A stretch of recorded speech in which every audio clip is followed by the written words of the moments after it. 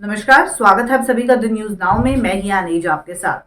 Uzbekistan, Gambia और Indonesia में पिछले कुछ समय में लगभग 300 केसेस ऐसे आए जिसमें 5 साल से कम उम्र के बच्चों की मौत हो गई क्योंकि वहाँ पे कंटेमिनेटेड मेडिसिन उन बच्चों ने ले ली थी।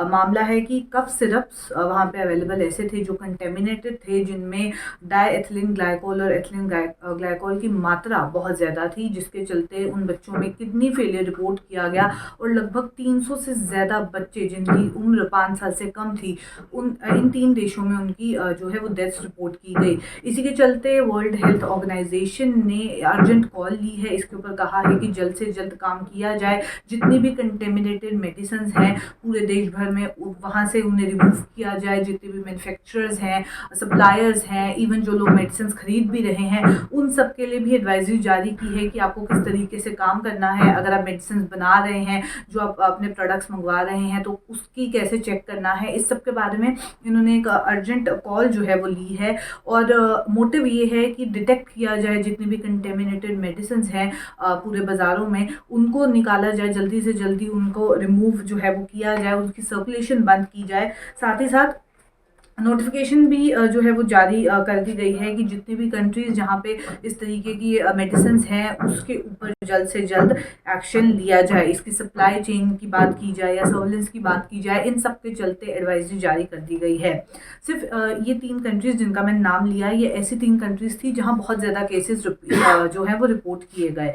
पर इसके अलावा लगभग 7 ऐसी कंट्रीज़ हैं जहाँ पे कंटेमिनेटेड मेडिसिन बहुत ज़्यादा देखी जा रही हैं और उसी के लिए ये कॉल जो है वो ली गई है। अर्जेंट एक्शन लेने की बात की गई है ताकि जितने भी सब स्टैंडर्ड या फॉल्सिफाइड प्रोडक्ट्स हैं मार्केट में, उन सबको जल्द से जल्द निकाला जाए। क्योंकि जिस तरीके से 5 साल से कम उम्र के बच्चों की मौत इस बहुत बड़े नंबर पे हुई, तो इस तरीके से जहां 5 साल से कम उम्र के बच्चे और 3 कंट्रीज़ में 300 से ज़्यादा मौत रिपोर्ट की गई बहुत ही कम समय में, तो कहीं ना कहीं इसके ऊपर एक्शन लेने की भी ज़रूरत है। सिर्फ इतना ही नहीं, कुछ और रिपोर्ट्स भी सामने आई हैं, वो भी आपको बता दूं। अगर मेडिकल प्रोडक्ट अलर्ट की बात की जाए तो गैम्बिया में इस आउटब्रेक के चलते फोकस करते हुए मेडिकल प्रोडक्ट अलर्ट 5 अक्टूबर 2022 को निकाला गया।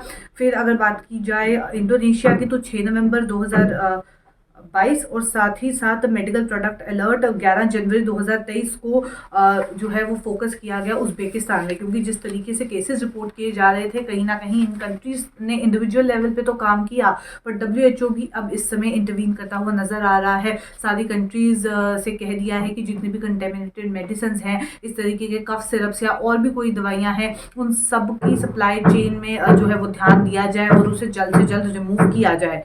अब जितने भी मैन्युफैक्चरर्स हैं जो ये दवाइयाँ मैन्युफैक्चर कर रहे हैं, उनके लिए क्या कुछ कहा है WHO ने, तो वो भी आपको बता दें। जितने भी मैन्युफैक्चरर्स हैं उनके लिए कहा है कि अगर आप कोई भी फार्मास्यूटिकल ग्रेड प्रोडक्ट ले रहे हैं, एक्सिपेंट ले रहे हैं, तो वो किसी क्वालिफाइड या बोनाफाइड सप्लायर से ही लीजिए।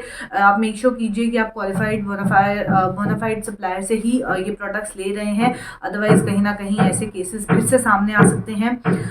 आप टेस्टिंग कीजिए और बिफोर हैंड टेस्टिंग कीजिए। जब आपका फाइनल प्रोडक्ट बने उससे पहले ही आप इसकी टेस्टिंग कीजिए, क्लैरिफाई कीजिए कि ये कंटेमिनेटेड प्रोडक्ट तो नहीं है, या कोई भी चीज़, कोई भी प्रोडक्ट इसमें ऐसा तो नहीं है जिसकी मात्रा कम या ज़्यादा है जिसकी वजह से रिएक्शन हो सकता है। क्वालिटी एश्योरेंस के लिए कहा कि आप चेक कीजिए, प्रॉपर टेस्टिंग करवाइए, उसके रिजल्ट्स का वेट कीजिए, उसी के बाद फर्दर काम कीजिए। सर्टिफिकेट ऑफ एनालिसिस के ऊपर भी फोकस करने के लिए कहा और साथ ही साथ ये भी कहा कि इस सब प्रोसेस के बाद आप इस सब का रिकॉर्ड भी मेंटेन कीजिए कि कहाँ से आप मटेरियल्स परचेज कर रहे हैं, कहाँ से मैन्युफैक्चरिंग हो रही है, टेस्टिंग कैसे हो रही है, जो भी इसकी इन्वेस्टिगेशन है उसमें फर्दर काम आ सकता है। तो आप एक रिकॉर्ड जो है वो ज़रूर मेंटेन करके रखिए। ये तो कॉल रही मैन्युफैक्चरर्स के लिए। अब बात करते हैं जितने भी रेगुलेटर्स हैं या गवर्नमेंट्स हैं, वो किस तरीके से काम कर सकती हैं, जो कंटेमिनेटेड मेडिसिन जिस समय मार्केट में है उसे कैसे रोक सकती हैं ताकि और ज़्यादा मेडिसिन ये लोगों तक ना पहुँचे और इन मेडिसिन का जल्द से जल्द रिमूवल भी हो इस पूरे सप्लाई चेन में से। अब बात करते हैं डब्ल्यूएचओ ने रेगुलेटर्स और गवर्नमेंट्स के लिए क्या कुछ कॉल दी है।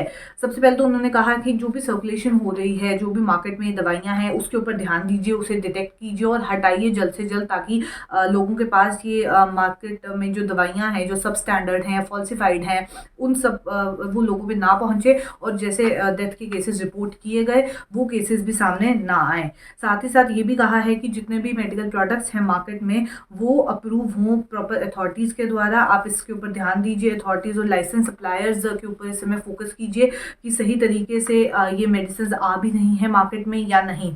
फिर बात की है सर्विलेंस की। मार्केट सर्विलेंस को इंक्रीज करने के लिए कहा गया है, जिसमें रिस्क बेस्ड टारगेटेड टेस्टिंग के ऊपर भी फोकस किया गया है और मार्केट में ये प्रोडक्ट निकलने से पहले ही उसकी सही तरीके से टेस्टिंग हो, चाहे वो इनफॉर्मल मार्केट में ये प्रोडक्ट अवेलेबल है, मेडिसिन अवेलेबल हैं या फॉर्मल मार्केट्स में अवेलेबल हैं, इस सब के ऊपर फोकस किया जाए।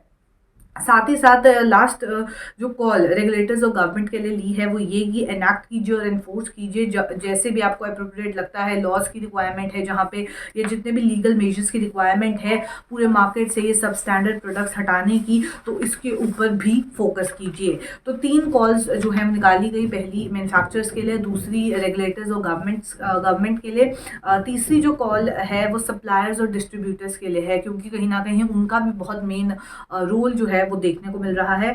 उनसे कहा है कि आप पहले ही चेक कीजिए कि अगर आपके पास कोई प्रोडक्ट आ रहा है उसके आप क्वांटिटीज चेक कीजिए, उसमें सही है भी या नहीं है, और अगर नहीं है, वो फॉल्सिफाइड प्रोडक्ट है, सब स्टैंडर्ड प्रोडक्ट है या उनकी फिजिकल कंडीशन ठीक नहीं है किसी भी दवाई की, तो आप मेक श्योर कीजिए कि आप उसे सप्लाई नहीं करेंगे।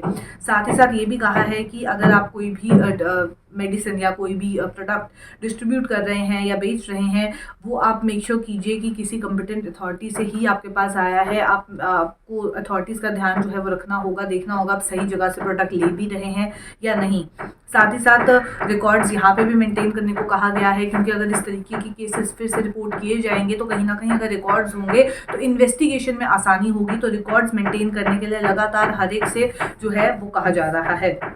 साथ ही साथ ये भी कहा है कि कॉम्पिटेंट अथॉरिटी को आप बीच में डालिए कि वो जो मेडिसिन हैं उन्हें सही तरीके से हैंडल करें, लोगों को एडवाइस करें कि किस तरीके से मेडिसिन उन्हें लेनी चाहिए। अगर उन्हें भी कुछ फॉल्टी प्रोडक्ट लग रहा है तो वो कैसे फर्दर इसके ऊपर क्लेम कर सकते हैं। साथ ही साथ वर्ल्ड हेल्थ ऑर्गेनाइजेशन ने कहा है कि वो मेंबर स्टेट मैकेनिज्म के साथ काम कर रहे हैं और करते रहेंगे, ताकि जितना भी सब स्टैंडर्ड या फॉल्सिफाइड प्रोडक्ट है, मेडिकल प्रोडक्ट है मार्केट में, उसको जल्द से जल्द निकाला जाए। उसकी डिटेक्शन करना बहुत ज़्यादा इस समय इंपॉर्टेंट है, क्योंकि बहुत ज़्यादा ऐसा प्रोडक्ट है मार्केट में, बहुत ज़्यादा ऐसे दवाइयाँ हैं मार्केट में जो शायद फॉल्सिफाइड हैं या किसी भी उसमें प्रोडक्ट की या सॉल्ट की मात्रा कम या ज़्यादा है, जिसकी वजह से कहीं ना कहीं वो हानिकारक साबित हो सकती है। तो उसके ऊपर डिटेक्शन के ऊपर फोकस करने के लिए कहा है और जल्द से जल्द इन सबको मार्केट से रिमूव करने के लिए कहा गया है। तो चलिए फिलहाल के लिए इतना ही, ऐसे और अपडेट्स लेके फिर मुलाकात करूंगी। अभी के लिए दीजिए इजाज़त, नमस्कार।